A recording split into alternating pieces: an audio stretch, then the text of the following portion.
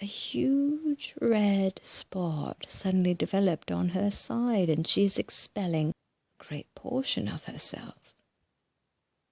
She has given birth to a satellite which is called a moon. There is such an excess of force set up that the two expulsions take place, that the giant Jupiter is thrown out of the cradle orbit, and room is made for the planet Mars. As the giant Jupiter occupies its new orbit, the whirling nebulous form is in no way able to gather to itself the great mass of particles that were expelled at the time of its birth.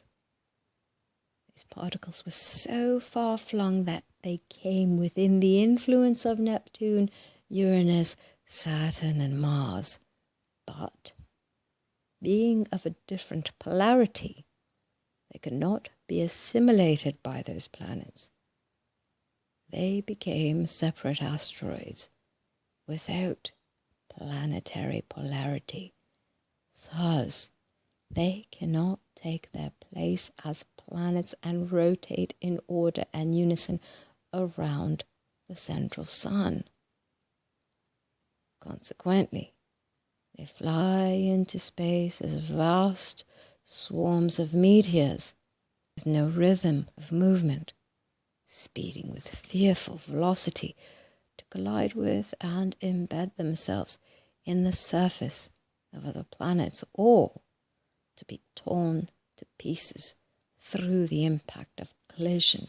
Also, in their mad rush through space, minute particles are carried away until they will gradually return to the aqueous mass, where they can be again taken up and assimilated by the great central sun to be given off again as nebulae at the birth of other planets or atoms. Now comes the outburst that gives birth to the nebula that finally forms our Earth. Mars is thrown out of the cradle orbit, and our Earth takes its place. Thus, all of the planets are sent out into another orbit to give space for the new child. Then Venus is born. In like manner, the Earth and all other planets or atoms are thrown into ever-expanding orbits in order to make room in the cradle for the newborn planet or atom. Then Mercury is born, throwing the other planets or atoms into another widened orbit, making up the full complement of planets that are visible through astronomy today, 8 in all. There are really 9, as the cradle orbit is not occupied by Mercury. It is occupied by the last nebula, or child. But that nebula has not consolidated into form so that it can be seen. It is there nevertheless, and its influence is felt.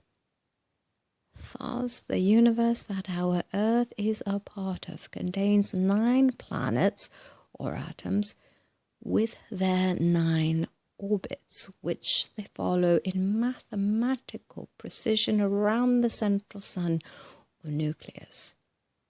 You have been shown pictures of this creation as it came into being through orderly sequence. Something is happening to Neptune, the farthest removed planet from the sun, the greatest orbit. It has reached maturity and also its limit in velocity. It has received its full light charge and is ready to come forth as a sun. It is going into decline as the new nebula begins to take form and the sun is ready to give birth to the 10th nebula. Before this expulsion takes place, Neptune has reached its limiting velocity in its spin around the central sun. It flies into space and explodes, then returns again to the aqueous,